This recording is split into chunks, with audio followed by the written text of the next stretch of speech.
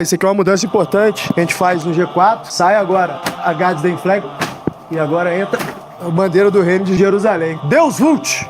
Nós temos que dar os parabéns para esse gesto do Thales Gomes. Esse gesto representa muito e representa mais ainda para os católicos tradicionais, porque mostra a necessidade de nós voltarmos aos princípios que construíram a civilização ocidental. Aquilo que foi feito uma vez e funcionou, se for aplicado de novo, tende a funcionar. E é por isso que toda essa postura, toda essa visão tradicional tem sido perseguida de forma implacável pelos progressistas infiltrados na igreja hoje. Porque eles sabem que se a missa tradicional voltar, a ideia de um Estado católico voltar, a ideia do respeito à hierarquia voltar, a ideia de conversão, então nós podemos acreditar que as próximas gerações serão muito mais virtuosas e serão também muito mais santas.